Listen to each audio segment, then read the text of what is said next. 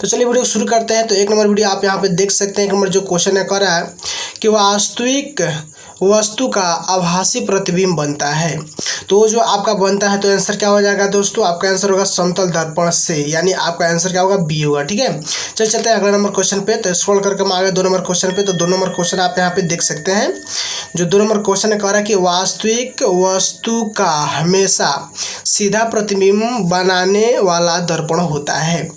तो ये जो आपका आंसर होगा यहाँ पे कौन सा होगा, समतल और उत्तल, यानी दोनों हो गया, यानी आंसर आपका डी होगा। ठीक है, चलिए 3 नंबर जो क्वेश्चन है, आप 3 नंबर दोस्तों क्वेश्चन देख सकते हैं। कह रहा वास्तविक प्रतिबिंब की प्रकृति कैसी होती है।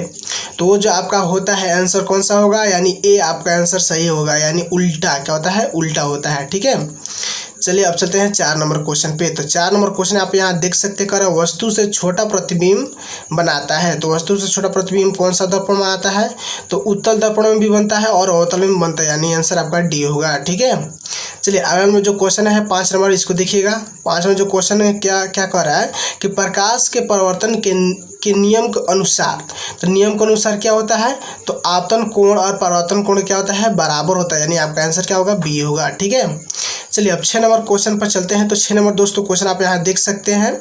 तो 6 नंबर जो क्वेश्चन कह रहा है क्या समतल दर्पण द्वारा बना प्रतिबिंब सादा होता है, यानी सादा होता है, यानी कैसा होता है, तो ये होता है सीधा और आभासी। सीधा और क्या होता है, आभासी होता है, यानी आपका आंसर सी होगा। ठीक है, 7 नंबर क्वेश्चन देखिए क्या कह रहा है, आँख में प्रवेश करने वाले प्रकाश की मात्रा को नियंत्रित करता है। तो वो जो आपका नियंत्रित करता है वो होगा परितारिका, क्या होता है, परितारिका होता है। ठीक है ना, यानी आंसर आपका ए हो जाएगा। ठीक है, चलिए 8 नंबर क्वेश्चन हम लोग यहाँ आ जाते हैं। 8 नंबर दोस्तों क्वेश्चन देखिए क्या कर रहा है, करिए सूर्योदय और सूर्यास्त के समय सूर्य का गोल दिखाई देता है, यानी गोला जो होता है वो दिखाई देता है। कैसा गोला दिखाई देता है, यानी चिपटा हुआ। कैसा दिखाई देता है दोस्तों, चिपटा, यानी आपका आंसर डी होगा। ठीक है, 9 नंबर क्वेश्चन देख सकते हैं। करे यदि दर्पण में बना प्रतिबिंब हमेशा सीधा आकार में वस्तु के बराबर तो दर्पण होगा, दर्पण कौन सा है। ठीक है, तो वो आपका जो दर्पण होगा दोस्तों क्या होगा, समतल होगा। क्या होगा, यानी आंसर आपका सी होगा। ठीक है, चलिए अगला में जो क्वेश्चन है 10 नंबर, उसको देख लेते हैं। तो 10 नंबर दोस्तों यहाँ क्वेश्चन में क्या लिखा है कि समतल दर्पण के द्वारा बना प्रतिबिंब होता है। तो जो आपका होता है किस में होता है, तो काल्पनिक होता है। क्या होता है, काल्पनिक होता है। समतल दर्पण द्वारा बना काल्पनिक होता है, आंसर आपका हो जाएगा। ठीक है, 11 नंबर देखिए, निम्न में कौन सा पदार्थ लेंस के लिए प्रयुक्त नहीं किया जा सकता है। तो आपका जो नहीं किया जा सकता है मिट्टी, यानी आपका आंसर क्या होगा, तो बी होगा। ठीक है, चलिए अब चलते हैं अगला नंबर जो क्वेश्चन है 12, इसको देख लेते हैं। तो 12 नंबर जो क्वेश्चन है दोस्तों कह रहा है कि उत्तल लेंस की क्षमता होती है। तो उत्तल लेंस की क्षमता क्या होती है दोस्तों, तो होता है धनात्मक। क्या होता है, धनात्मक होता है। ठीक है, तो ये आप याद रखिएगा, बी नंबर आंसर। ठीक है, चलिए 13 नंबर क्वेश्चन आप देख सकते हैं। 13 नंबर कह रहा है कि लेंस की क्षमता का SI मात्रक होता है। तो वो जो होता है आपका डायोप्टर होता है। क्या होता है, डायोप्टर, यानी आपका आंसर क्या होगा, सी होगा। ठीक है, 14 नंबर दोस्तों क्वेश्चन देखिएगा। 14 नंबर जो क्वेश्चन कह रहा है कि पानी से भरी बाल्टी की गहराई कम दिखती है, इसका कारण क्या है। तो ये जो दोस्तों कारण है, किसका कारण होता है, अपवर्तन के कारण जो है ऐसा दिखाई देता है। ठीक है, चलिए 15 नंबर क्वेश्चन देख लेते हैं। तो दोस्तों 15 नंबर जो क्वेश्चन है यहाँ पे कह रहा है पानी में डाली हुई छड़ी टेढ़ी दिखाई देती है, इसका कारण क्या है। तो इसका भी जो कारण है दोस्तों अपवर्तन ही होता है। क्या होता है, अपवर्तन, यानी आपका आंसर क्या होगा, बी होगा। ठीक है, चलिए चलते हैं अगला नंबर क्वेश्चन यानी 16 पर। तो 16 नंबर दोस्तों क्वेश्चन देख सकते हैं, कह रहा है दर्पण की चौड़ाई को दर्पण का कहा जाता है। तो जो आपका कहा जाता है, क्या कहा जाता है, द्वारक का कहा जाता है, द्वारक कहा जाता है, यानी आपका आंसर क्या होगा, सी होगा। ठीक है, चलिए चलते हैं 17 नंबर क्वेश्चन पर। तो 17 में जो दोस्तों क्वेश्चन है कह रहा है सोलर कुकर में प्रयोग किए जाते हैं। तो सोलर कुकर में क्या प्रयोग किया जाता है, तो अवतल दर्पण। क्या प्रयोग किया जाता है, अवतल दर्पण। ठीक है, यानी आपका आंसर ए सही होगा। चलिए 18 नंबर क्वेश्चन देखते हैं दोस्तों। तो 18 नंबर जो आपको क्वेश्चन दोस्तों कह रहा है रोगियों के नाक, कान, गले आदि की जांच के लिए डॉक्टर प्रयोग करते हैं। तो वो जो प्रयोग करते हैं अवतल दर्पण का दोस्तों प्रयोग करते हैं, यानी आपका आंसर क्या होगा, सी होगा। ठीक है, चलिए अगला क्वेश्चन पर चलते हैं, यानी 19 नंबर पर देखिएगा, ध्यान दीजिएगा। 19 नंबर जो क्वेश्चन है कह रहा कि हीरा का अपवर्तनांक है। तो हीरा जो अपवर्तनांक होता है 2.42 होता है, ठीक है। यानी आपका आंसर क्या होगा, डी होगा, ठीक है। तो आपका आंसर यहाँ पे डी हो जाएगा। चलिए चलते हैं 20 नंबर क्वेश्चन पे।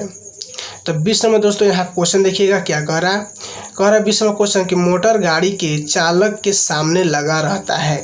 तो वो जो आपका लगा रहता है उत्तल दर्पण लगा रहता है। कौन सा दर्पण, तो उत्तल दर्पण लगा रहता है, ठीक है। 21 नंबर क्वेश्चन देखिए क्या कर रहा है, टॉर्च से किस प्रकार के प्रकाश पुंज जो है प्राप्त की जाती है या होती है। तो होता है आपका संतृप्त प्रकाश पुंज जो है प्राप्त होता है, यानी आपका आंसर क्या होगा, तो दोस्तों बी होगा, ठीक है। चलिए चलते हैं 22 नंबर क्वेश्चन की तरफ। तो 22 में दोस्तों जो क्वेश्चन कह रहा है ये देखिएगा, यहाँ पे क्या कह रहा है कि सामान्य नेत्र, क्या लिख रहा है, सामान्य नेत्र की रेटिना पर बनने वाला प्रतिबिंब होता है। तो वो जो आपका होता है वास्तविक और क्या होता है, उल्टा होता है, यानी आपका आंसर सी होगा, ठीक है। अब देखिए 23वां क्वेश्चन जो क्या कर रहा है कि नेत्र लेंस में समायोजन की क्रिया होती है। तो वो जो आपका क्रिया होता है दोस्तों क्या होता है, सिलियरी पेशियों द्वारा होता है, ठीक है। यानी आपका आंसर क्या होगा, सी होगा, ठीक है। अगला जो क्वेश्चन है 24 नंबर, इसको देखिएगा। 24 नंबर क्वेश्चन क्या कर रहा है, 24 नंबर जो क्वेश्चन है कर रहा है किसी नेत्र का निकट बिंदु है। तो किसी नेत्र का निकट बिंदु जो होता है 25 cm होता है। कितना होता है दोस्तों, 25 cm, यानी आंसर आपका बी होगा। अगला जो 25 नंबर क्वेश्चन है कह रहा है कि आँख की, देखिए क्या कर रहा है, आँख की पुतली किस प्रकार कार्य करती है। तो वो जो आपका कार्य करता है प्रत्यावर्ती द्वारक की भांति जो है कार्य करता है, यानी आपका आंसर ए होगा, ठीक है। चलिए अगला नंबर जो क्वेश्चन 26 में इसको देख लेते हैं। कह रहा सामान्य मानव नेत्र का दूर बिंदु होता है, यानी आपका अनंत आंसर होगा, क्या होगा, अनंत। तो आपका आंसर यहाँ पे क्या हो जाएगा, बी हो जाएगा, ठीक है। चलिए अगला में जो क्वेश्चन है 27 नंबर, इसको देख लेते हैं। 27 में दोस्तों जो क्वेश्चन है कह रहा है कि सिनेमा के पर्दे पर किस प्रकार का प्रतिबिंब बनता है। तो वो जो आपका बनता है कैसा बनता है, तो आपका जो बनता है वास्तविक प्रतिबिंब बनता है। कैसा प्रतिबिंब बनता है, वास्तविक, यानी आपका आंसर बी होगा, ठीक है। 28 नंबर जो दोस्तों क्वेश्चन है करा कि कौन सा रंग है जिसका खतरे के सिग्नल में उपयोग जो है होता है, यानी आपका लाल रंग होता है। कौन सा रंग होता है, लाल रंग जो है होता है, ठीक है। यानी आंसर आपका डी होगा।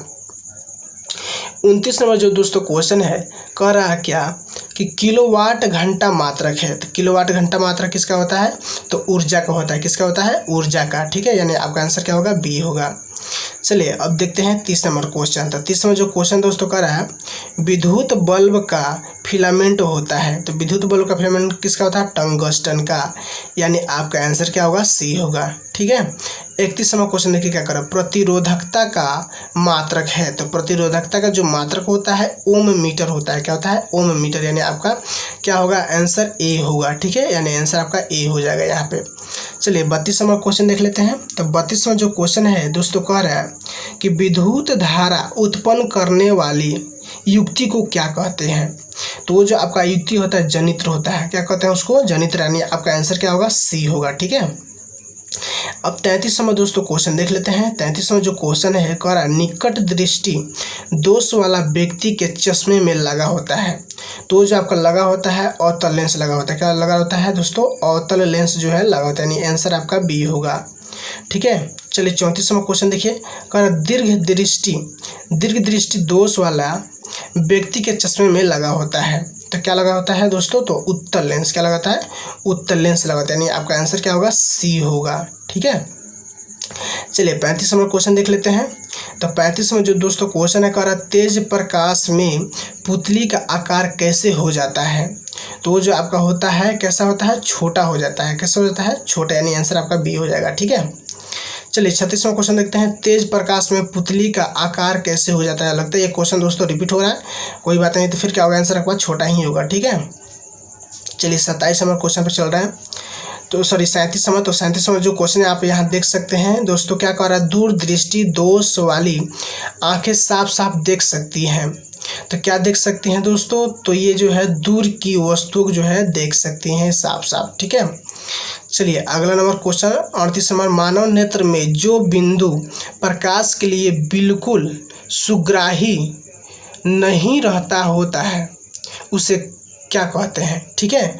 तो उसे जो कहते हैं हम लोग क्या कहते हैं, अंध बिंदु कहते हैं। क्या कहते हैं, अंध बिंदु जो कहते हैं, यानी आंसर आपका बी होगा। ठीक है, तो चलिए जो 39 नंबर क्वेश्चन है देख सकते हैं। 39 में जो क्वेश्चन दोस्तों करा है कि मानव नेत्र में होता है, तो मानव नेत्र में क्या होता है, तो आपका उत्तल लेंस होता है। ध्यान देंगे, उत्तल लेंस होता है, यानी आंसर आपका सी होगा। ठीक है, अब 40 में दोस्तों जो क्वेश्चन क्या कर रहा है, उदय और अस्त होते समय सूर्य दिखाई देता है, तो कैसा दिखाई देता है दोस्तों, तो आपको आंसर हो जाएगा क्या होगा, लाल। ठीक है, यानी आंसर आपका ए सही हो जाएगा। ठीक है, तो दोस्तों अगर हमारे इस चैनल पे अगर आप नए हैं, बार बार बोल रहे हैं, तो जो इसको सब्सक्राइब कर लीजिए, क्योंकि अब दूसरा जो है इसी का अब 40 से आगे जो है क्वेश्चन पार्ट 2 बनने वाला है। ठीक है, और इस वीडियो को जरूर एक लाइक कर दीजिए। चलिए मिलते हैं अगली वीडियो में।